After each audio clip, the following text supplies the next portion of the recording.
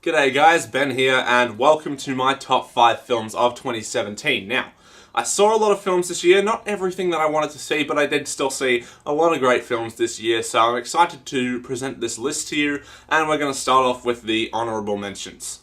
Baby Driver, an excellent film from one of my favourite directors, great action, great editing, great soundtrack, everything about it is just great, but didn't quite make the list. It. I hate horror films, but I really enjoyed this one. I think it's one of the creepiest films I've ever seen, and take that with a grain of salt, because like I said, I don't like horror movies, but yeah, everyone in this is great, and it's good. Wonder Woman is a film I think we all kind of really needed. It proves that women can lead superhero films just as well as the guys, and that women can direct the superhero films just as well as the guys. Great action, great performances, really just an exciting film that I think the world kind of needed. Split came to us at the start of the year, and it's still making my list because it's just that good.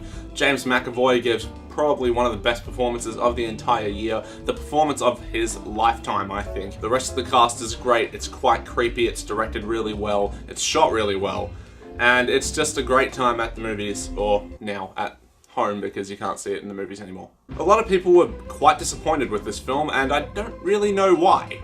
It was maybe a little bit too jokey at times, but I thought it was classic Guardians of the Galaxy. We developed the characters, we learned about some new characters and some new planets and whatnot. I thought it was a fantastic time at the movies. Okay, so without further ado, this is my top 5 films of 2017.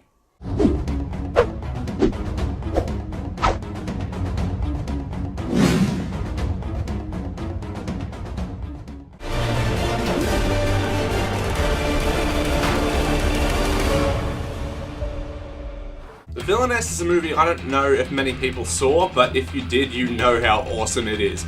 It's a South Korean action film, and it's just really, really entertaining, guys. The storyline's a little bit predictable at times, but the action is phenomenal. Some of the camera work in this action is stuff I've never seen in a movie before. I think the characters were interesting, I think it was shot fantastically, I think it was all intriguing, and just a very good experience in the cinema. A bomb is a terrible thing to waste. Get Out was the directorial debut of Jordan Peele, and his movie took the world by storm at the start of the year, and I think with good reason, because it's still making my list at the end of 2017. It's just such a suspenseful movie, it's so interesting, it's got a lot of good themes, amazing imagery, great performances.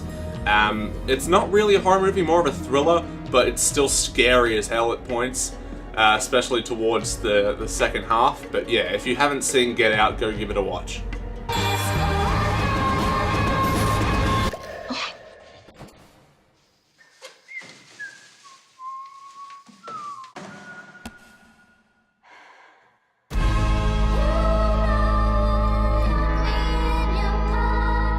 Tragedy Girls is a film that did the festival circuit around the middle of the year, so I don't even know if it's been officially released anywhere yet, but I saw it in 2017 and I fucking loved it. It's just such a great satire of teenagers and the social media world that we live in now, the kind of extremes that kids are going to go go viral or get internet famous. It's obviously exaggerated because these two girls are serial killers on the side of just being regular teenagers, but the thing is, it's so believable, and it just gets so fucked up by the end, especially the ending.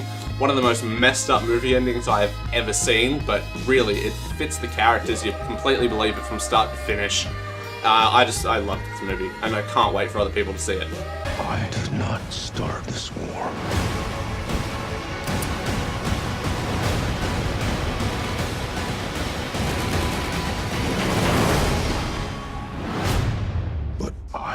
Will finish it. Now, I've been hearing recently that a lot of people were disappointed by War for the Planet of the Apes because it wasn't much of a war. But, you know, I wasn't going in expecting a full-on action movie with thousands of apes going up against thousands of humans. I knew that wasn't what this series was about. It was such an interesting character study of Caesar, even though we've gotten to know him so well already, filled with an amazing performance by Andy Serkis once again as Caesar. This guy deserves an Oscar, even if it's for motion capture. I don't care. He deserves it. but everyone else is great in the movie too. Woody Harrelson is really compelling, the little girl, all the other apes, and it's shot beautifully, and it's directed just expertly, and the action when it does happen is really just riveting. I don't understand the hate. This movie's fucking awesome. I always told you, you're special. Your story isn't over yet. There's still a page left.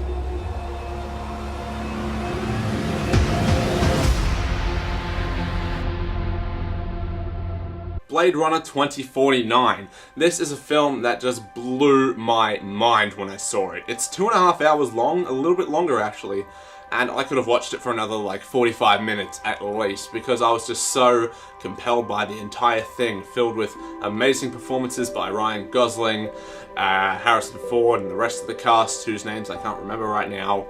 Jared Leto, he was good too. And it's just the most gorgeous film of the entire year. The director, Denis Villeneuve, he's just a master of making films look absolutely gorgeous and riveting and just fun and interesting to watch. This guy is an absolute rock star. I hope he does so many more movies in the future, gets more of these big projects, because he's just been knocking them out of the park.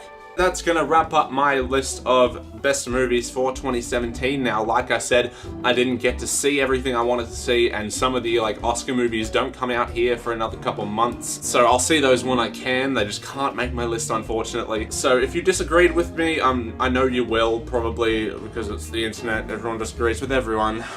Leave your top 5s in the comments of both mine and Cal's videos of our lists, and let's just have a discussion about this year's movies, because a lot of great stuff came out this year. Let's just wrap it up here. Thank you so much for watching. We will see you soon.